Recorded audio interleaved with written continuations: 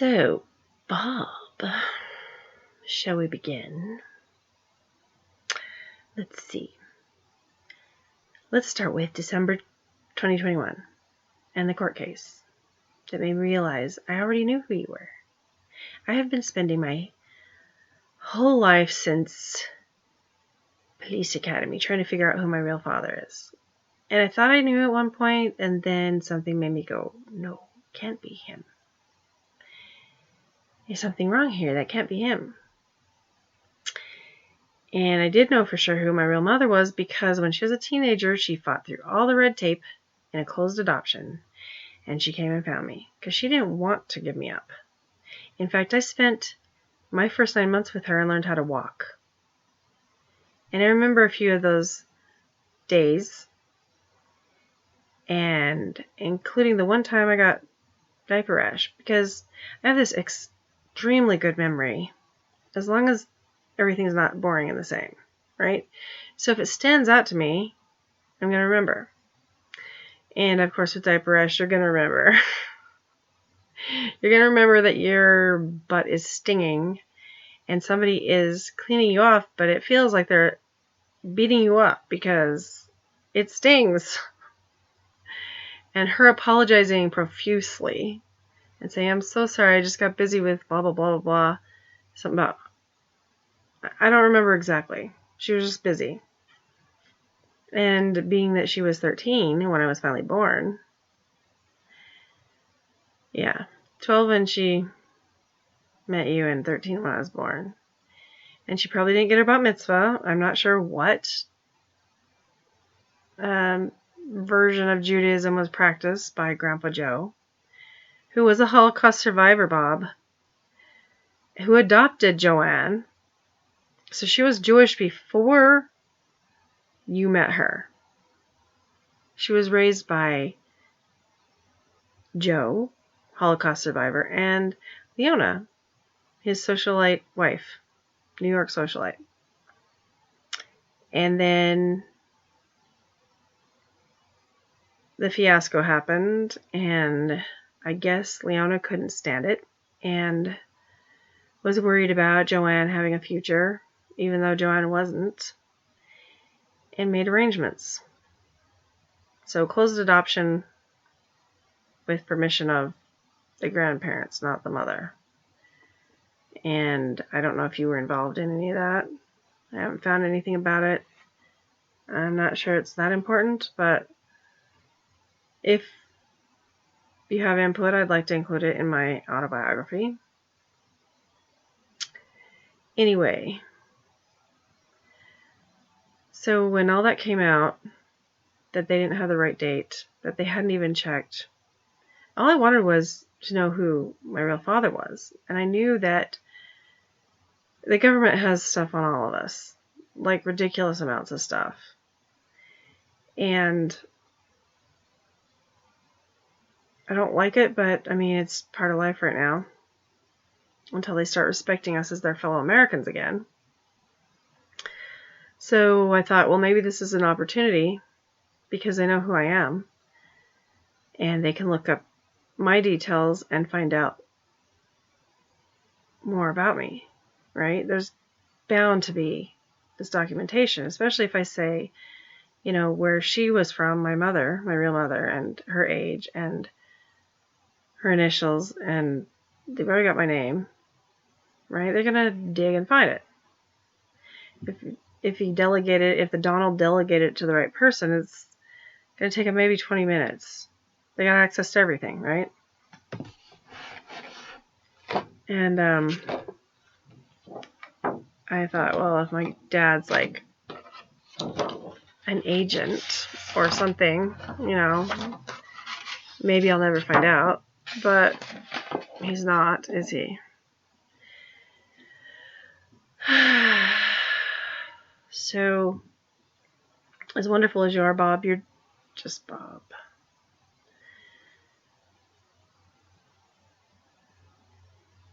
But, yeah, I know your profession puts you out there in the spotlight. And people are going to figure out who you are from this, maybe. But I'm trying to respect your craving for privacy. And I don't know how I feel about people knowing that you're my dad. I've told very close friends. We're talking under 5. We're talking less than 5. And not all of my kids even. The ones I know can be quiet about it. Because I don't know how I feel. And I don't know how you feel. Except for through William. That happened by accident too. Finding out about him. He has my phone number, so you can call me Bob on my phone if you want to call me. Right? And have a real conversation instead of asking me silly survey questions. And maybe we'll go out to IHOP or a steakhouse or something. And talk over dinner. There's the beginning stuff. Just the beginning stuff. You know? How you doing? What's the weather like? What you been doing with your life? You know, basic beginning stuff. And work our way from there as father and daughter. But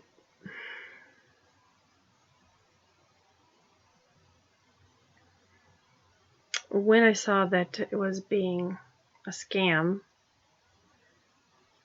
put on by a friend of the Donald, I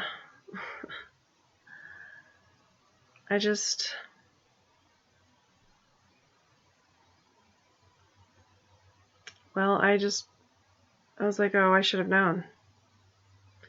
Nobody ever really helps me with anything. Ever. My whole life.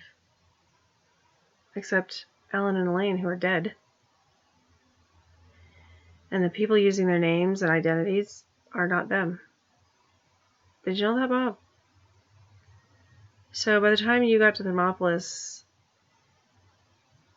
the Ellen Mills you gave the ring to, the jewelry,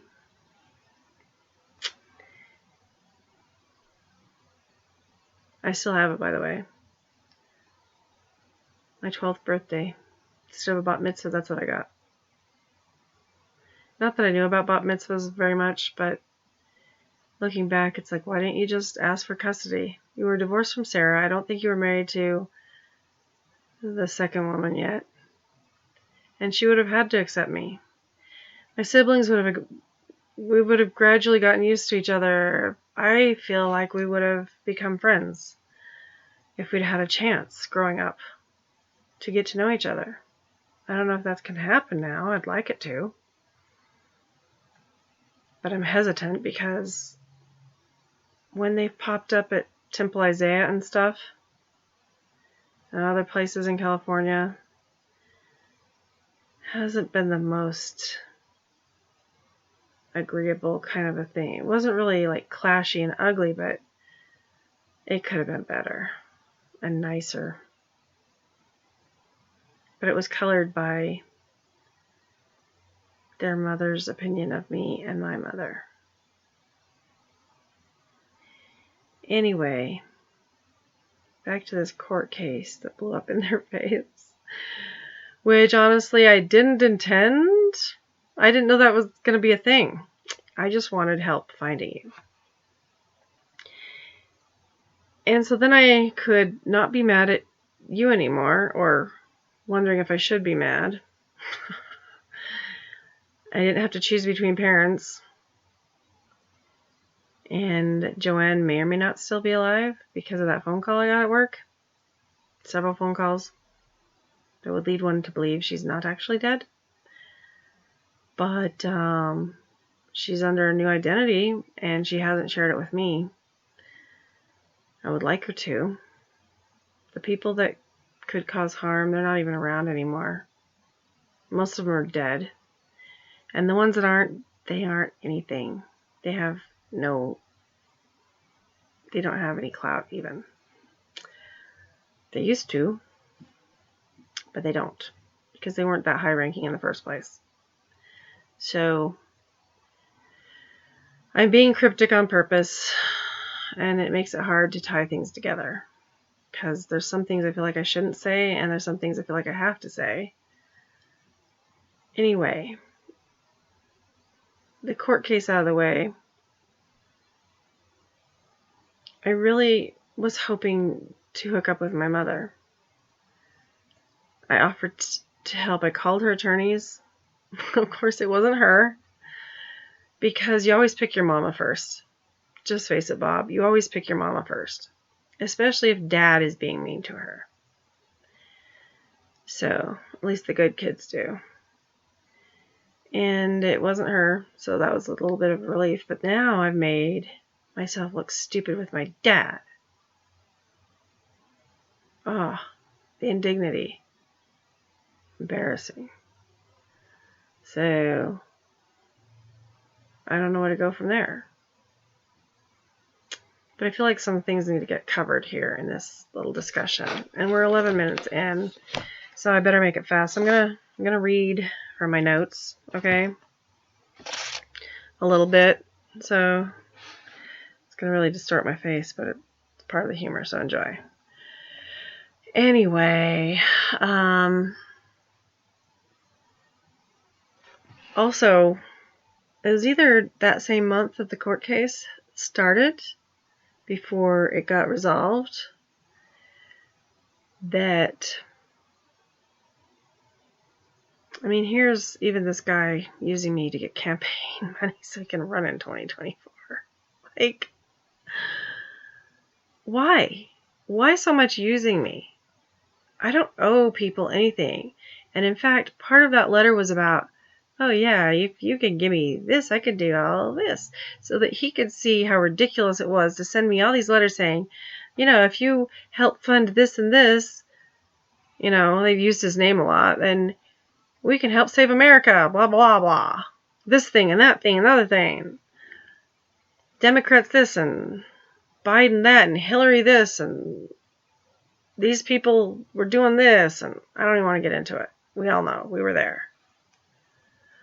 So, like, I am very much a patriot, but I don't think I'm a patriot the same way some people are patriots. You know, asking people that they know are broke for money.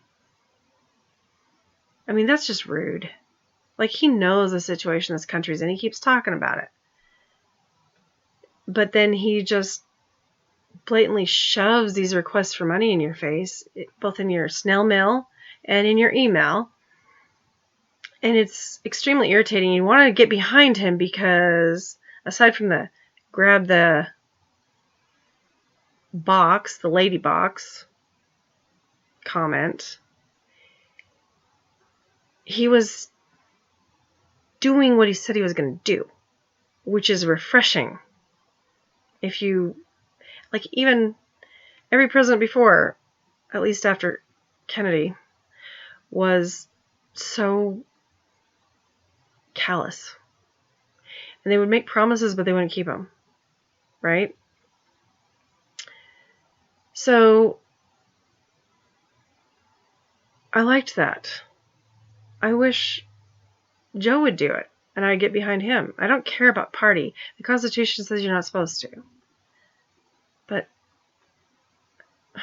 there's so much going on right now. And I got my personal stuff like this, right? So I had said that, and I was like, maybe he'll get it. Maybe I'll stop getting all this spam, all this junk mail in my mailbox, and so much spam in my email that it's like 5 times the amount of real email I'm getting.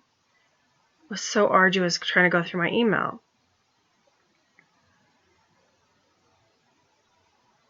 So, anyway, if you know, you know. I'm not going to describe that little gesture I made.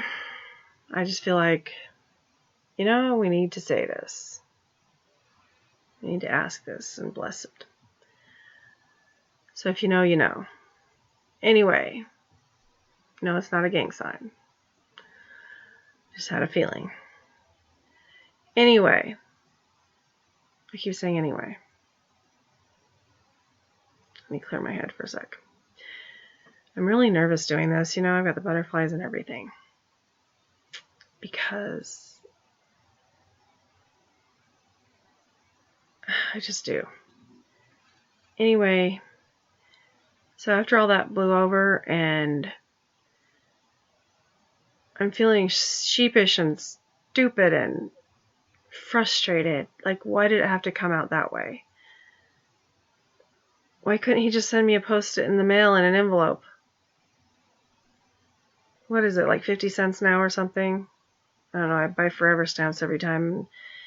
I don't have pen pals anymore because nobody does that. So, I don't remember. I really don't remember. 50 something cents. Maybe it's up to 60 now. I have to check again. Anyway, like, why didn't he just send me a little note? Or have whoever he delegated it to send me a note? Like, why does he have to be all up in my business and make an impossible relationship with my real father even more impossible? I mean, even if I had sat there silent, it could have been impossible. Like, it was just cruel, you know, and rude and selfish, really selfish. So here I am going to Murdoch's because I needed a purse. And I really can't remember if it was before New Year's or after New Year's, but I was getting a purse, you know, back by the gun counter, if that tells you anything. Just, you know, I'm trying to self-protect. Life is getting weird, and people from my past are showing up that I don't want to show up, and I've been very careful about not forwarding mail and cutting people off that I know them. Anyway, so that's what I was doing. I was just getting a purse. And I was waiting to check out there, and you were there, Bob. And you turned and you looked at me, and you decided not to say hi. I was looking at you, I was like, gosh, he looks familiar. Where have I seen this guy before? You know, all your black clothing. And you're a little bit shorter than me, which I find strange. But, I mean, it happens. Just a little bit, Bob. Just a little bit. I was wearing flat shoes, so I wasn't lifted up on heels or anything. I was wearing it very casual. And you noticed this. And I guess my relaxed state while I'm recovering from a concussion and 2 skull fractures up here and several spine or vertebrae getting cracked and both of my hips coming off of my sacrum. You know, took 5 years, Bob. And there's still, as each thing adjusts, all the other stuff below it or to the side of it have to readjust. Every time something gets put back in the right place, all the other things have to adjust. Right? So it's kind of uncomfortable. And I don't feel the greatest every day.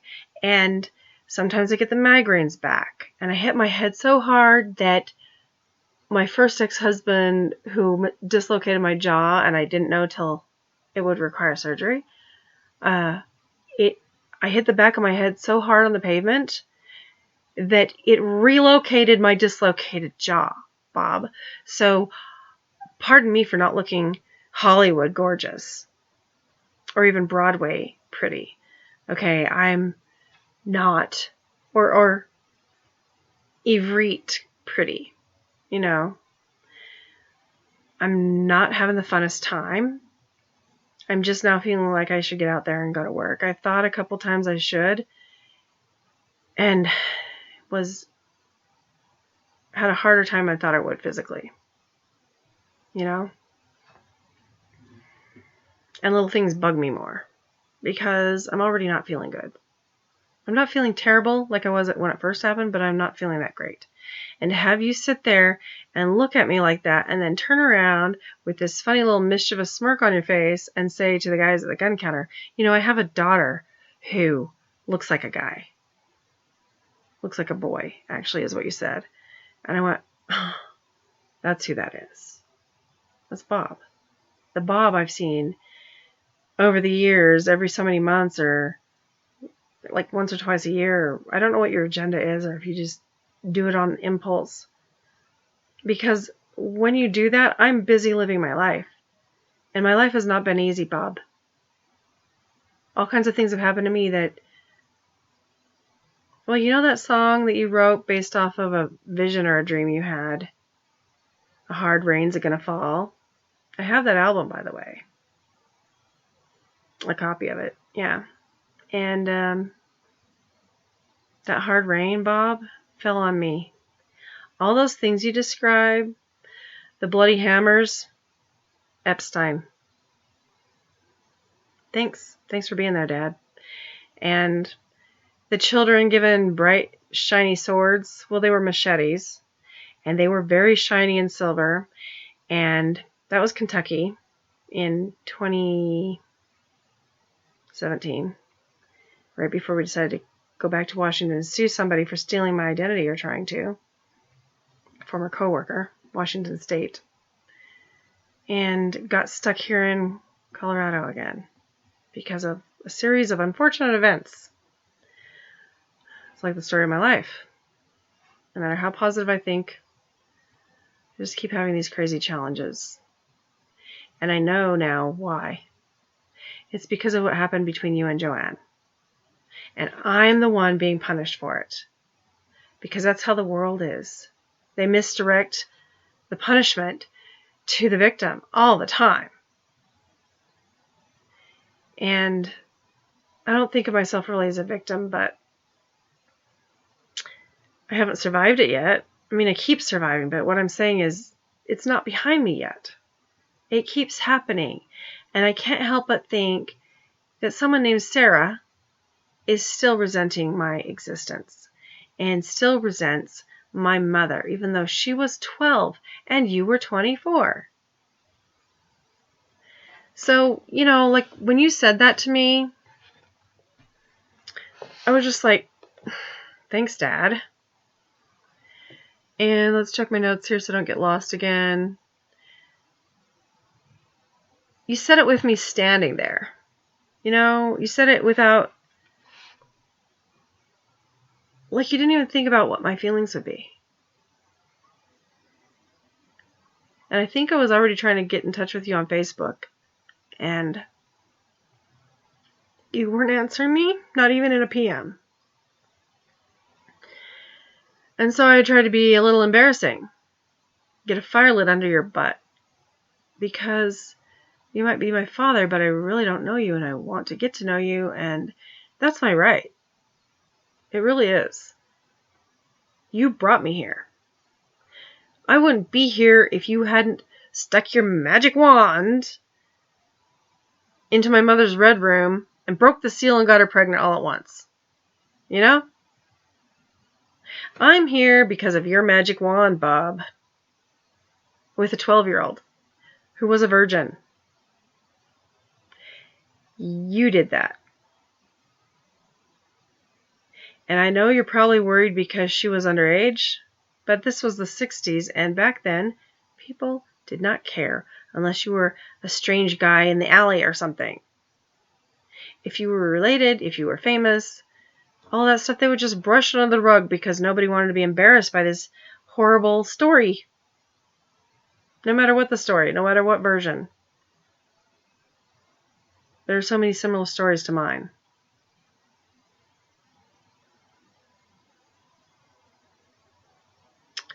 And so, I don't know if I want to follow all of my notes, but, you know, I remember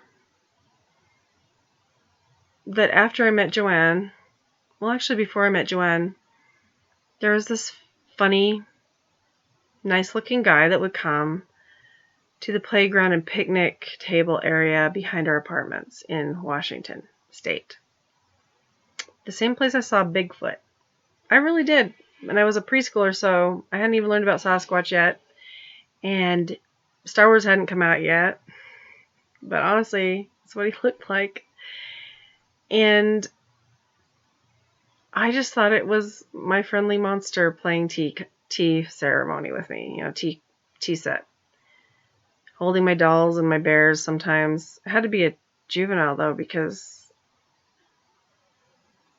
Sasquatch are oversized. They're like 8 feet tall at least, right? So, like, he's holding my little tea set made of china, actual china, those little miniature china ones.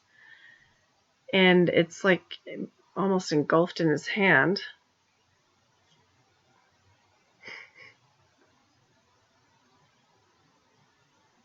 Bob, if I find out this was you in a hairsuit, I'm going to be super annoyed because this is one of my fond memories. I'd rather know the truth, but little kids don't make these things up. I hadn't even gone to school yet. This was before preschool was popular, right? So I spent my days at home, playing in the backyard, in the living room, and my bedroom. I didn't know what a Sasquatch was. I just knew this is my friend. He was nice to me, never hurt me. I didn't feel like I was in danger. When Elaine was busy, he would play with me. Play with my toys with me. And then I know there was you showing up because when I saw your face when I started researching this to see how much I was familiar with and how much I didn't know, that was the face of the guy that showed up in the backyard. Or, it's not a yard, but the back of the apartments where the playgrounds were. Talked to me and said fun things and funny things before I could really talk well. I was just starting to talk. And then later, when I was able to talk better, I remember I came to your house and Sarah's house. And I had been told by Alan, still the real Alan, that we were going to see friends and that the friends had children and that that Alan and Elaine were going to leave me with them to play. They were going to babysit me and I was going to sleep there maybe. And then I get there. I was really excited because I hadn't developed my shyness so much yet. I was a little shy because little kids are shy, some of them. But I wasn't painfully shy yet. I hadn't been through crazy experiences yet. All those weird ordeals that I went through later on. But I was also excited because being the only child at the moment, my siblings weren't born, my foster siblings.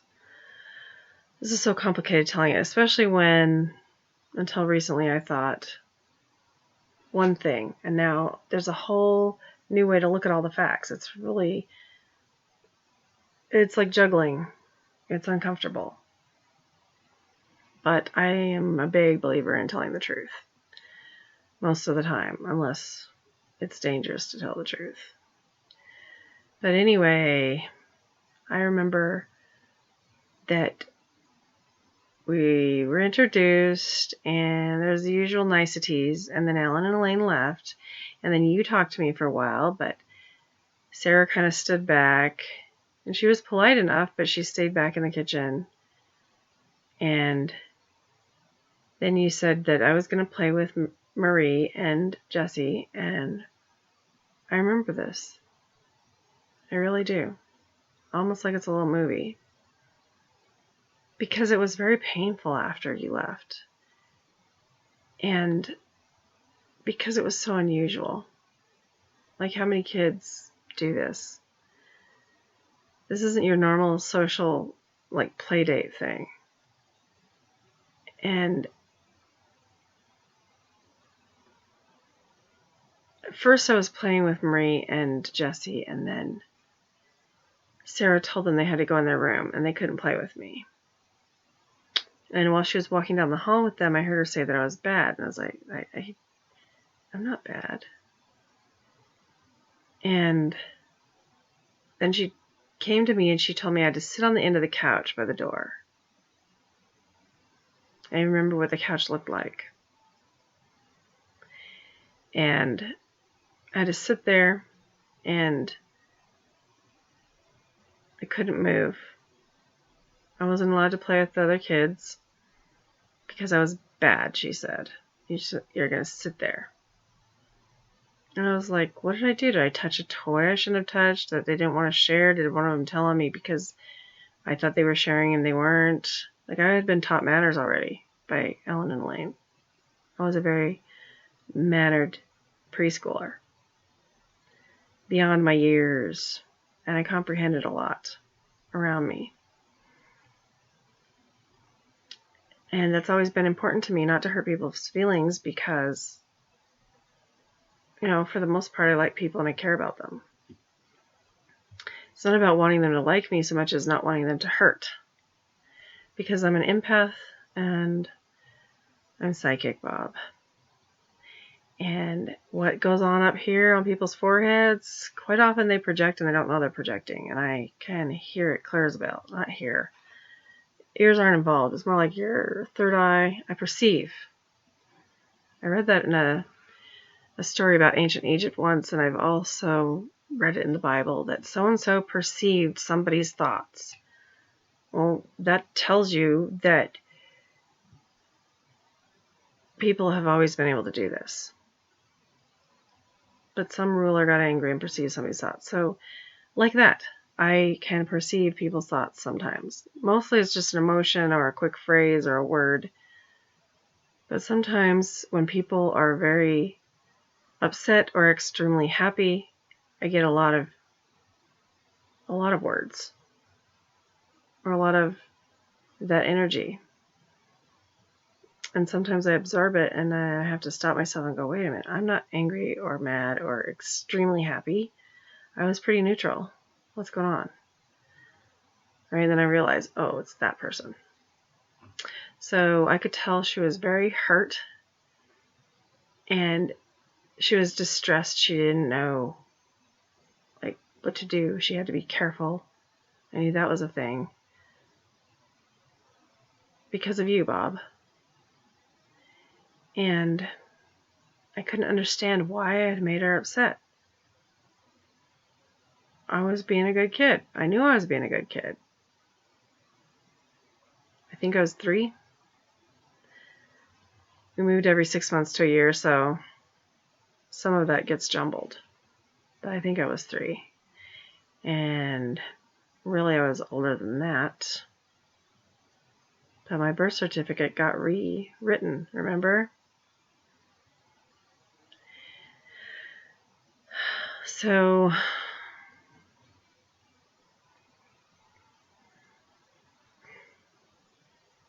I tried really to be real quiet because she would get so upset, and anybody else I knew when they got that upset would start hitting me.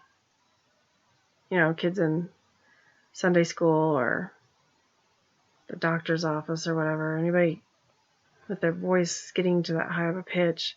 She didn't do it a lot, just every so often. And most of the time she was quiet. But she never hit me. She was just very upset. And I didn't like her being upset. I wanted to get to know her. I was supposed to make new friends. What went wrong? I could not figure it out. Now I know. But to expect me to know that stuff at that age, I mean, don't be ridiculous. No matter what kind of talents and skills a kid has, special abilities or not, that's outside of comprehension for a little kid. For people, the cheating, the dynamics of jealousy, I really hadn't experienced it yet. And I didn't know, I couldn't understand the vibe I was getting. And then you came home, and you were shocked. I remember the way you came in the door and just kind of stood back and looked at me and said, what's going on?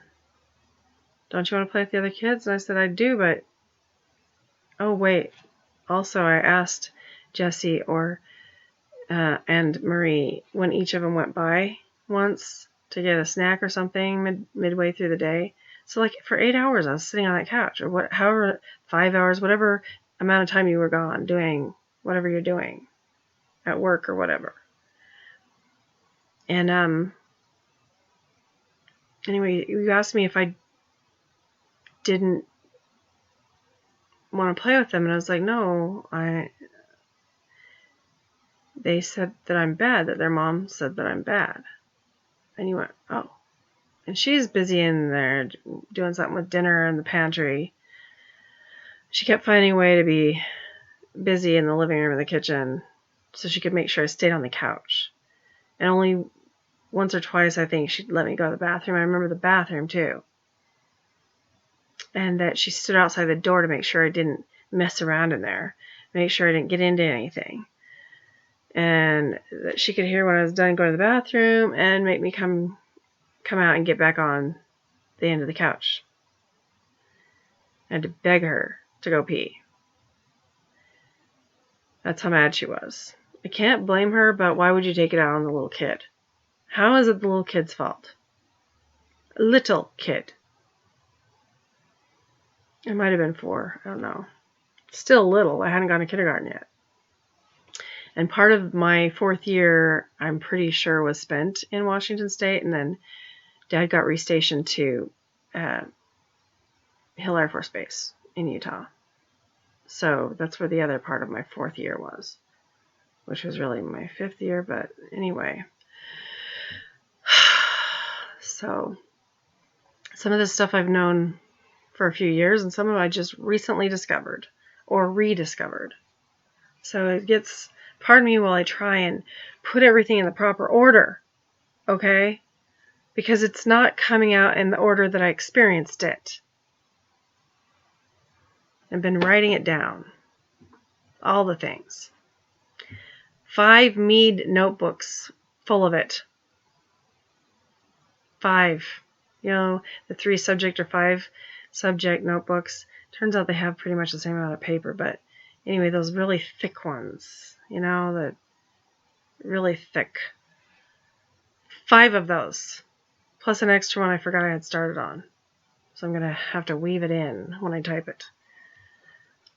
I'm old-fashioned. I have to write it out first, and then I can type it. Can't think otherwise. But back on this thing that happened, you 2 argued. She said she wanted a divorce. I remember thinking, oh my gosh. And, excuse me. I think I just burped audibly. I don't know where that came from either. Anyway, you looked at me and you said, should she divorce? I had been taught recently by Alan Lane that divorce was a sad thing. That it's best if parents don't get divorced. I can't remember what brought it up, but I do remember that they had taught me that. I think it was on the news or something. Somehow it came up in topic. And I asked him what divorce was, and so we had this big discussion. But anyway, so here it comes up later with you and Sarah. And I said, no, mommies and daddies should not get divorced. It's hard on the kids, bad for the kids. And then she looked at me and she said, I think I like this kid. Not thinking, look, she's 3 or 4. Like, she's going to have a toddler, a preschooler perspective on this. She probably doesn't know everything that's going on.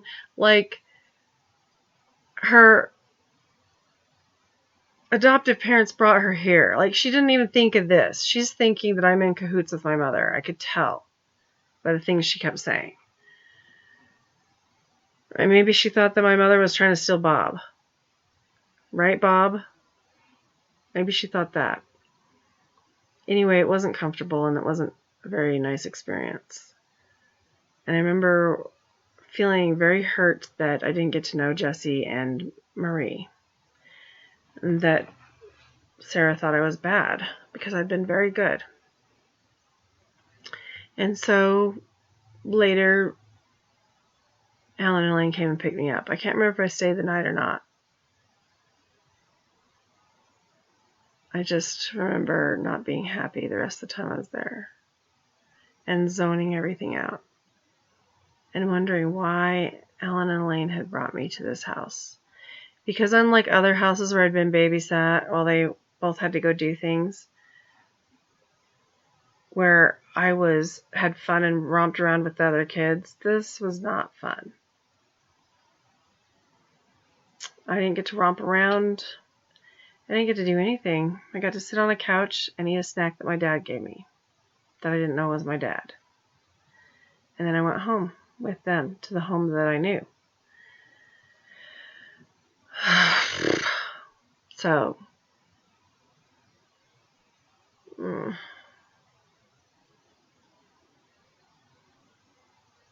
anyway, let's just shorten this up because I'm already at, 40 minutes of this? Because it's really hard to say, and I know I'm pausing a lot, but it's really hard to do this without getting emotional.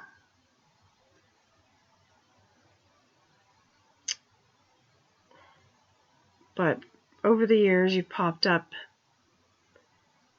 and like I sort of alluded to before, when I was 12, you brought a piece of jewelry made of silver to give to Ellen to give to me. Only guess what? Then you were divorced from Sarah and you could have gotten custody of me. You could have pressed the issue. You had enough clout then. And I wish you had. I didn't know then what was going on, but now that I know, and I know all the main details in the timeline, I wish you had pushed the issue, that you had forced the issue and brought me home to be with you. Because by the time we were in Thermopolis, actually before we left Utah, the real Ellen Mills was murdered. With me in the next room, Bob. Very scary. I was 6 by then. So 2 or 3 years after meeting you and Sarah, I witnessed this. Not directly in the room, but I heard the rifle go off, and I heard stuff, and I had to sit at the top of the stairs, and the cops wouldn't let me come down the stairs, and I heard them talking about moving the body. And I knew what had happened. I just knew, because I'd been deer hunting with Ellen and Elaine and my little brothers who are still in diapers. We didn't really hunt, but, Dad did, and we just sat in the car and waited. And he hunted, and he let us do target practice off of the car a couple times, but we were so little. He had to help us hold the gun. Like, it was just to make us feel included. And Elaine had wanted to come because he kept going off with his buddies and she felt left out. So we're trying to make a family thing. And it didn't last very long and it was cold, so we went home. But I knew what that sound was like. I knew what that sound was. And right away I tried to pretend like I didn't know what had happened. And that is the only time in my life I have blocked a memory for any amount of time on purpose. Until I didn't remember until something reminded me, like Police Academy.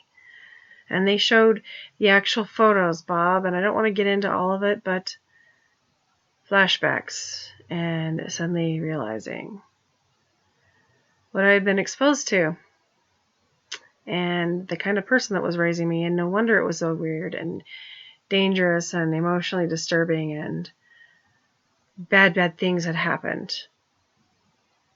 That you told me, oh, you shouldn't have changed your name. You're supposed to overcome. Remember that time in front of Tockwitz Apartments at the mall actually across the street, and you asked me what my favorite color was? That was one of the times you took a survey.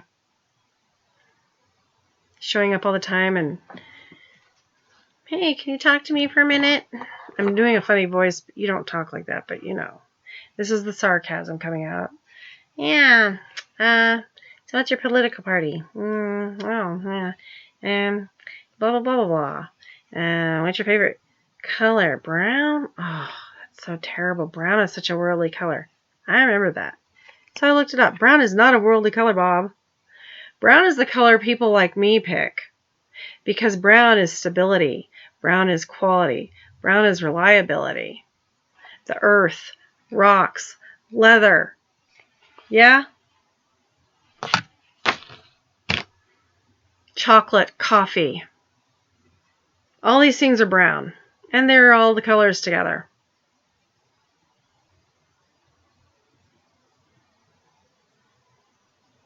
Yep.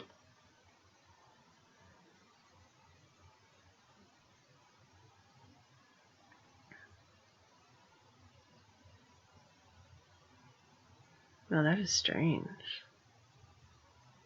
Sometimes it looks like Hebrew letters, that mole of mine. I'm going to have to watch this video back. Anyway, Bob, I have been through some crazy, scary stuff. And I have a clean record. And I try and live a conservative lifestyle. So I have not invited any of these things into my life. You know? And you're just going to have to read the book for the rest of it. But just know that all those things in that Hard Rain's Gonna Fall song of yours, it fell on me, Bob.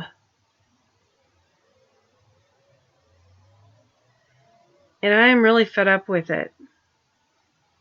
And then you say that you're going to leave before the hard rain falls. That means basically that you're going to just leave me to suffer through it. Unless you didn't realize that that's what it meant. You just thought it was things that were going to happen in the future to people in general, instead of that because of the way I was brought into the world, that this little child was going to have to go through some really scary shit. Really scary, dangerous, scary shit. That I would get brutalized and raped and stolen from. Including 2 of my children, Bob. With the sanction of the American government. Because of whatever reason that you decided you shouldn't be there at all. What kind of father lets another man tell him to promise not to tell me, to tell the kid that they're their father? All bets are off when that child turns 18, and you know that. And here's another thing that really gets on my nerves. A few months ago, but after the court case and after I realized who you were, I kept having this nagging thing in my ear from one of my spirit guides, my guardian angels, whatever you want to call them. Everybody has a different name, okay? But they're basically there to help you. They're good spirits. I've had this since I was very small. I can see ghosts. I've had spirits guide me. I've had visions. I've had futurist, precognitive dreams. Yeah, you're not the only one, Bob. Me too. So, and my mother, evidently. My real mother. So, I looked up the scripture. And I was really upset. The punishment for adultery and everything, and how the children of adultery are banned from the sanctuary for 10 generations. And that was because of the idol worship, the idols that were adulterous, right? That while the Israelites were leaving Egypt and heading back to their inherited lands, that they came across these people and got tempted and fell into this, the sacred harlot stuff. And it made God mad, and it made Moses mad, and there were consequences, and you already know about them, right? If you've read the Bible at all, or the Torah, you know that story. But when I took seminary, yes, because I was raised Christian, even though with Real Ellen Lane, when we weren't in Utah, we were going to temple only, no church. I don't know why. Except that he has that in his heritage. Some pretty prominent Jews back in Europe. Old Europe. 1700s, 1800s. So, you know, they just immigrated to Utah and became, in different parts of the U.S., became not Mormon, or not Jewish. They became different types of Christian and then Mormon, right? That's another story. Maybe I should just start telling my stories, you know? And I promise other videos will be funnier and go with this face better. But the humor is helping me not be so emotional and nervous. And it's still hard. I'm almost to an hour here. I got like less than 10 minutes before it hits 60 minutes. And I think I want to cap it as close to 60 minutes as possible. You know, have that be the end, the finale of this video. Do other stuff in other videos. So anyway, I took seminary. 4 years of it. Not Catholic seminary, not any other Christianity, Mormon seminary. So there's a lot of creative scriptures in there that I've come to determine are not legit. That's just my opinion. If you're Mormon, if anybody out there is Mormon seeing this video, have your own opinion. Okay? Freedom of religion. It's part of our country. It's part of our Constitution. Don't sit there and take offense to my opinions. Anyway, so my beliefs. Strong beliefs, by the way. Spiritual experiences. There's reasons for my beliefs. Studies and spiritual experiences. But taking seminary and learning the Bible really well and getting in the habit of reading it every day. I don't do it so much anymore now the kids are raised. I've read it so many times, front to back. And then the Torah, front to back. You know, the Tanakh, actually. That I feel like there's just really nothing new. And then you're like, oh, come on, you like that. You like the stories in there. That's you like it. So just for nostalgia's sake, read it, and I'll see something new that I didn't notice before. Because there's so much information there. It's actually a library. You know this. Everybody knows this. But I remembered the sins of the fathers shall not be visited upon the heads of the children, after getting so angry about the other. So I looked it up, and I read it. And in it, the Lord is telling people that He's not going to punish children produced from an adulterous affair if they live a righteous life. He's not going to keep them from the sanctuary and all that. Why should He punish them even if their parents are wicked if the children are good? And vice versa. If the children are good, or the parents are good and the children become wicked, God's not going to punish them either. That's in the Torah, in the Tanakh, actually. Might have been after Moses died, but I don't know. I have to go look at it again. I think it's post-Deuteronomy and post all that. Might have been Joshua. Doesn't matter. The point is that God equalized that out. And then I read the first one again, and then I remembered what I learned in seminary, not from the teachers in the seminary, but from my communion, as they call it in Christianity, with God. My communications, like I had literal communication with God. And I learned that is a misinterpretation of that word. It's not even a mistranslation, it's a misinterpretation. The children of adultery are the worshipers of adultery, Bob. Not the babies born from, science happening, right? Sperm and egg kind of thing. Not the brand new baby that just came in the room and doesn't know the joke. Okay? No. Children of adultery worship adultery, which sometimes was Aphrodite, sometimes was Venus, sometimes was Ashtar, sometimes was Khnum, or Memoir, or there's a couple different pronunciations of that one. The Apis bowl, part of fertility rituals. Mm-hmm. And those are the children of adultery that follow the practice of adultery and sex worship, fertility worship. Those are them. Just like the worshipers of God are the children of God. Not literally his children, but because they follow him and they love him and they worship him and they try everything they can to follow his ways and live up to his commandments. Those are the children of God. Perfect or not. The ones that worship the Creator, that love the Creator, that try and please him. Those are the children of God. They're not his literal offspring. That would be kind of almost incestuous, wouldn't it? He created them and now he's going to have children with them? That would be weird. Besides, the Shekinah is the female aspect of God, and my personal belief is that's who he's talking to when he says, let us. He's talking to the Shekinah.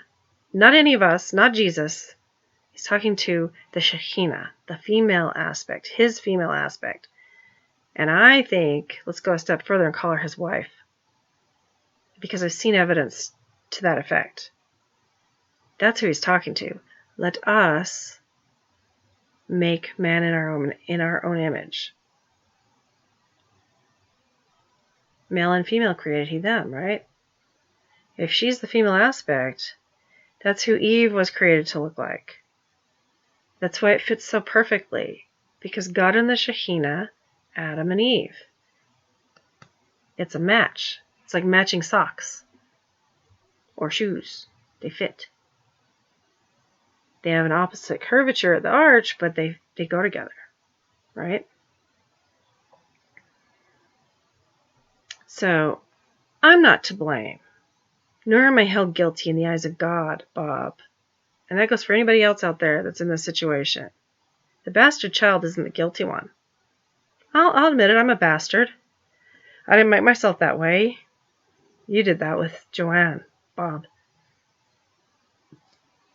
The children of adultery are the worshippers of adultery. And even if you don't formally worship adultery, if you're not part of some fertility religion or whatever, or sex religion, the Coptic faith, even if you're not part of one of those, if you practice that stuff actively in your life, you worship it. And you might not do that anymore, Bob, because, come on, we all live and learn. I understand that. Nobody's perfect. I'm not perfect. There's things I've had to overcome. Like everybody. Okay, I'm not saying that I'm better. I'm certainly not holier than you. I am just your daughter and I want to be included. Because where I grew up, I was not included all the time. For the after Helen died, right? Clyde died first and then Helen died. I missed both funerals because I was out of state. It was in my first marriage. And actually I had finished my first one and my second one before Grandma died. And gone back to see her and, Grandma Helen. And all I wanted was the piano, which I was told no, Joyce or Elaine or Ellen might want it. One of those three, because they also played the piano. I was like, okay, then maybe the Aztec plaque if nobody wants it. But what I really want the most is one of her hairpins. I'm sorry, I wasn't going to do this. It looks hilarious with this face. Oh, that's so funny. I knew I made the right choice to use this face. Anyway, I wanted one of her hairpins. Not the really skinny bobby pin ones, but the kind of looser ones, right? That women used to curl their hair in that little spiral thing, like a cinnamon roll, a little miniature one with their hair, and then pin it so it would make a certain type of curl, right? And I just wanted one of those. More than anything else from her, I wanted a memento of her because she was so good to me. She taught me to do things like quilting and about people that the imposters didn't teach me and Ellen and Elaine didn't have a chance to. But they couldn't send me a hairpin in an envelope in the mail. And I think back then postage was 25 cents. Not even a hairpin. Not even. All the other grandkids got something. Even if it was just the book collection or part of the book collection or whatever. They divvied everything up like you always do when somebody passes on. I mean, funerals are for the living, not the dead. The dead are happy, they don't care anymore. And no, I remember some of it between lifetimes. Oh yeah, this Jew believes in reincarnation to a certain extent. I don't care if you believe it, Bob. I don't care if the rabbis believe it. I literally remember things. I remember 4 other lifetimes. I didn't get hypnotized. Nobody taught me to do this. I didn't join any little groups that do it. I wasn't Wiccan. I'm not a yogi. I'm not none of that. I stumbled on it by myself. And a friend named Janet Hirahara helped me understand what I was experiencing for years and years and years and could not figure it out. And that's aside from the stuff I remembered from Epstein when they didn't pay us. They put us on ketamine and had us do dangerous things and let people have access to our naked bodies. Lots and lots of stuff. It wasn't just sex trafficking. Although that was included. But this was different. This was actual weird memories of medieval times. 2 of them, and one of them at Auschwitz. And I even know the name that I had in Auschwitz. And I was an Italian maiden in medieval times, or maybe it was before medieval times. My name was Ursa, Moon Sister's daughter. And I didn't agree with pretending to be gods and goddesses. I thought it was wrong. And so I was kind of kicked out of the club. I was a nobleman's daughter in Japan. I don't remember my name, but I was the second daughter, and so I wasn't important enough to be married off. So I went to the archery school for ladies. This is the only, I can't even remember what that was for certain called, but that's what comes to mind. Even when I was having the dream, that's what I was calling it. And I got kicked out because I laughed at myself, but the instructor thought I was laughing at him. So because I showed disrespect, I had to leave. And all I can remember after that was walking down a dirt road somewhere and not wanting to go back home because I had failed my family. And then I remember Auschwitz. I remember yelling and screaming at the top of my lungs, "Why are you doing this to us?" while I was standing there pretty much naked. And then I got shot. And it stings. I'm telling you, it stings. And then I just laid there, and I remember the last thing I saw was a butterfly on this guy's chest, a monarch butterfly. And then I was a girl named Stephanie in the 50s. And then I came back here in the 60s, Bob. And I remember some of the time in the spirit realm that I like to call the otherwhere, because it's there, but it's not there. It's here, but it's not here. It's the otherwhere. Like, we really don't leave anywhere when we come to this life. We're still in the same place. But it's kind of like the holodeck, but it's not. Like, while we're here, it's very real. It's meant to be. Because we're learning about ourselves. We're learning to be good people. Or sometimes I'll call it the other when, because even though there's really no time on the other side, time is like different places. Right? And so it's the other way or the other one. That's what I call the spirit realm. It's in between, but it's also here. We've never really left God's side or each other's side. We think we did, but we didn't. It's supposed to be that way, because how are we going to learn who we really are if we always know God's watching and supervising? We're not going to make our own choices. We have to make our own choices. And hopefully they're the right choices. But even God doesn't judge us until our end of days, right? The end of our time that we're allowed for each lifetime, right? He waits until we've completed. However, Rosh Hashanah, which is coming up, and then Yom Kippur is, as you know, Bob, when God makes an annual assessment. And that is to help us not be unprepared at the end. I know that's what it's for. That's to help us, like certain places where you work where they do an assessment every year there. That's to help you improve or decide if you want to continue working there, right? So God kind of does the same thing with Rosh Hashanah. And he formally meets with us. Even people that aren't Jewish.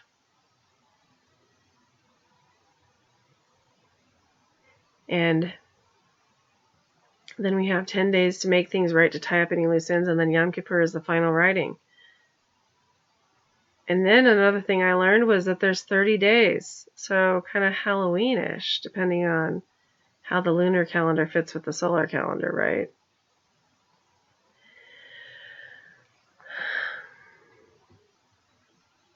So Bob, I'm going to tell you something before I end this. I know we've already hit 60 minutes, but I'm going to go a little longer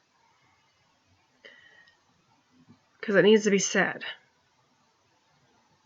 I automatically love and care about you and my real siblings.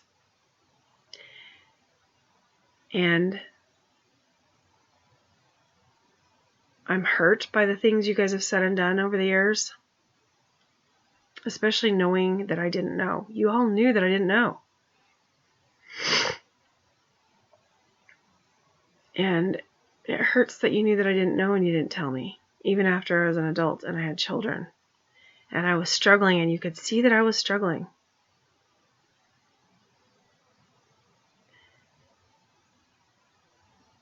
But I still forgive you, because one of my really strong talents, besides my voice and my acting and pretty much anything I put my mind to, because I'm truly divergent. I know I went to JTPA and did the test. I'm pretty much across the board divergent. Not just like the movie Divergent. This is before the movie came out. I found this out. I thought it was a bad thing, and she said, no, it's a good thing. It means you're adaptable. It means you'll succeed no matter what. Even if you have to adjust 100 times, you'll succeed. And I was like, well, success is success. She has no idea how many times I've had to adapt. Thousands of times. I'm really tired now. Not like tired like I want to give up, but tired like, God, I need a vacation, like a real vacation. I can't afford one. I've gone through so much money just trying to survive, trying to get away from abusive exes, trying to get away from weird people following me around. I've been through a lot, Bob. I'm tired, and I just want my family, my real family. One of the first things the imposter did was to, in front of my face, tell the kid I thought was my brother, the oldest of the three, that I was adopted. Out loud. Broad daylight, in front of the whole rest of the family, too. But then every time I'd ask, well, who am I adopted from, they wouldn't tell me. This is after meeting you. This is after coming back home. This is after it's fallen into the background of my life. Like it's not right there where I can grab it without being reminded. And I certainly wasn't told by you or Joanne that you were my parents, because you were both told not to, I'm guessing. I know for sure she was. She was literally not allowed, if she wanted to still see me, to tell me that she was my mother. And she wanted to. She almost did once by mistake. And they caught her at it. And they said, you better remember that she's not your kid. Right in front of me. Yeah. Lots of stuff was said in front of me. Thinking that I'm not going to remember or catch on. Well, I didn't catch on, but I remembered and I tried to put things together. And now here I am talking to you, Bob. And I want you to know that I don't hold it against you. But what I don't like is that even after you knew that I knew, and I told my friend Sissy online that I was really sad because I had to wait for you to show up again to have a chance to talk to you and ask questions. And then I didn't even know if I was going to get that chance, that I had to put on a happy face and take my son to Sushi and Steamboat for his birthday because that's what he wanted. And, you know, I couldn't afford it, so he was paying the way, which is even more humiliating, but I was driving, right? I was covering gas and whatever.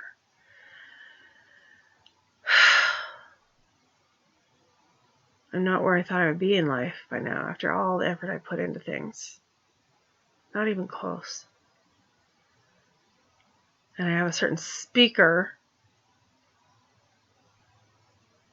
Pansy no lo sé, who has taken personal offense to me because I'm telling the truth through all this mess of the last 2 years. Not just about her, about everybody. Republican and Democrat alike.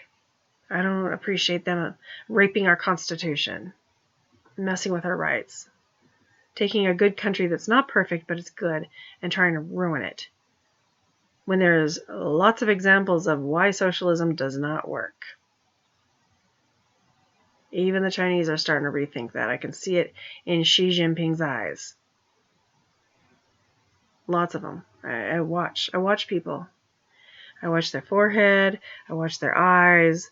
I listen, not really listen, but I perceive a lot that people don't realize is right there. But anyway,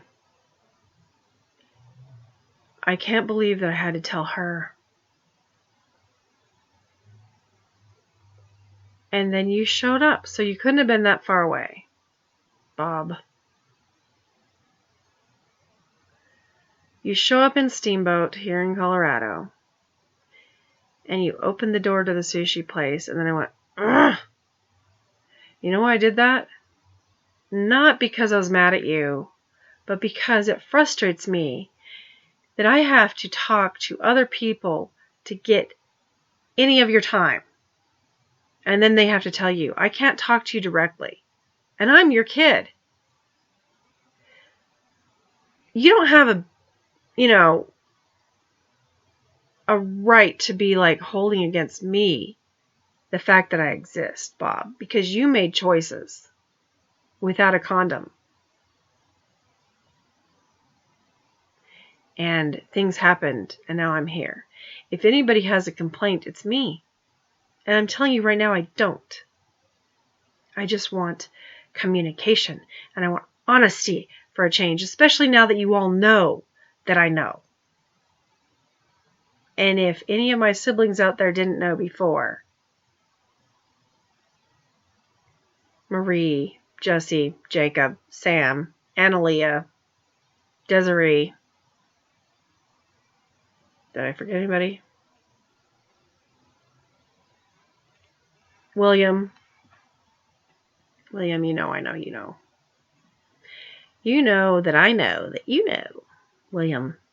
And you know what it's like, so quit being a snob.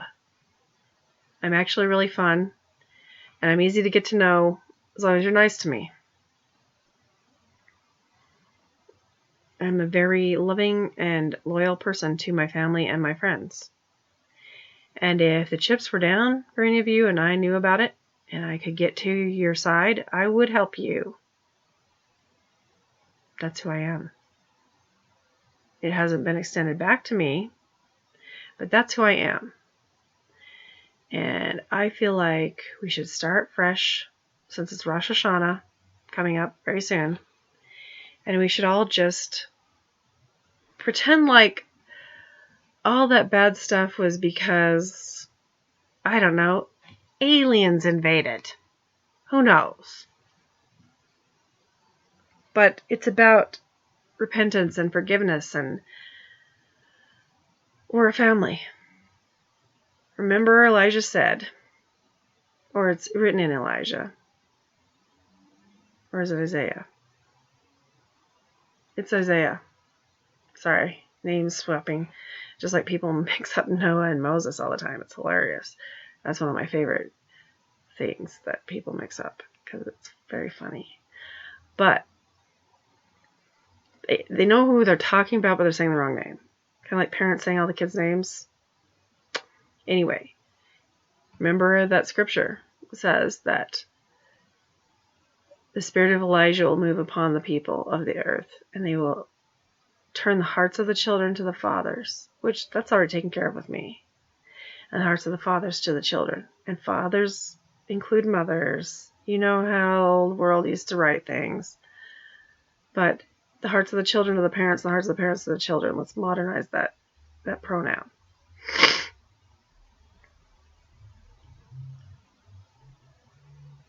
I don't want to have the Spirit of the Lord come and destroy us outright, because we haven't turned to our ancestors, to our parents, or our parents to our children, to their children. So come on, Bob and Marie and William and Jesse and Sarah, or not Sarah, Analia and Jacob. I mean, Sarah, if she'll be nice. I don't know if she's even around anymore. I don't know how you guys do this. And Desiree. I met Desiree once, and she said we were sisters, and I was like, we are? I mean, do you know how cool it is to have a black sister? I mean, come on, Desiree. I just thought you were pulling my leg. Honestly. Because so many people had messed with me there, and, you know, like, I thought you were messing with me. I thought, this is one more time that somebody's messing with me. But honestly, I can see it. And I think you would be fun in a water fight. And that's one of my favorite things. We should, before the summer's over, we should all get together. And we should have a big, maybe for Sukkot, right? I don't know how many of the siblings celebrate Sukkot and Rosh Hashanah and stuff, but we should do it just for the Dylan, we should do it for the reunion. Yeah? We should start being a real family and stop playing these stupid games. We aren't those people. Are we? No. We're part of the chosen people. We're supposed to care about each other more. We're supposed to be an example to other people of how you're supposed to be. And maybe that's my job. Maybe I'm supposed to remind people in our family. You know? I will say this. Moving forward, you might want to be careful about being in Utah or California or New York. Geographically speaking. I've been watching things and I've had visions. And I think something that I saw when I was about 8 is about to happen for real in Utah. So stay out of there. Not to mention that there's some twisted stuff that goes on in that state, worse than anything you've ever heard of in LA, in Hollywood, in New York. It might be where it all came from. Stuff I know about from being on the inside. Stuff I don't want to talk about. But they've got some karma coming. Some big, scary karma. Red hot karma. If that tells you anything. Remember Pompeii? Like Pompeii. Just be very careful driving through there, visiting there. Stay as short a time as possible. I don't know how long it's going to happen. I didn't get a date or anything. Sometimes I do, sometimes I don't. But I love you all, in spite of everything, because that's who I am. Maybe it makes me silly or a dork, but that's who I am. And I think we're moving up on an hour and a half here. Can't help it. All this stuff has to get said. I'm over half a century old, and some of you are older than that. And all this stuff has never been said. I've had my feelings hurt a lot by you guys when I didn't know who you were. And now I've had some time since December of last year, and everything broke out in the open to sort through things and analyze it before I've made this video. And I was even scared to do that. And I might have made a few faux pas even then. So let me apologize in advance. And you can talk to me about it and tell me. But I would like us to start being a real family. And Bob, you're the patriarch. You got to do the things. I'll help you organize it if you want. I'm good at that. I love celebrations. I love get-togethers. I used to help with family reunions for the family I thought I was part of. And now I've had enough of looking at my face looking like some kind of character from a sci-fi movie. Like a gray alien with extras bits. Like I'm a half-breed gray alien. I think that Morningstar Dylan is going to become a regular thing. I really do, because this is funny and I like it. Anyway. So, y'all can talk to William. Probably Bob should go first, because he's the dad. That's just the order of things. And then after he's able to do that, each of you can talk to me. Don't expect anything fancy. I moved to the mountains for a reason. I'm tired.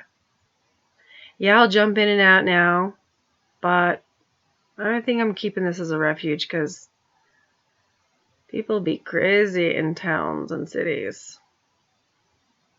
I like being with nature and the deer and stuff. Yes, I know how to dress properly for temple. Yes, I know how to dress properly for events. I used to be freaking gorgeous, remember? I can clean up if it'll set your minds at ease. I can even wear false eyelashes, whatever you want. But call me. Call me Bob. No pranks, call me. And William, you know what it's like to be me, so stop. Stop it.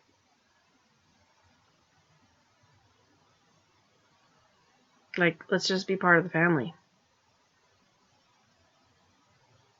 Let's just be together. Be a family. At first it's going to be awkward. We'll just have to get to know each other, but let's do it, okay? Because we are blood.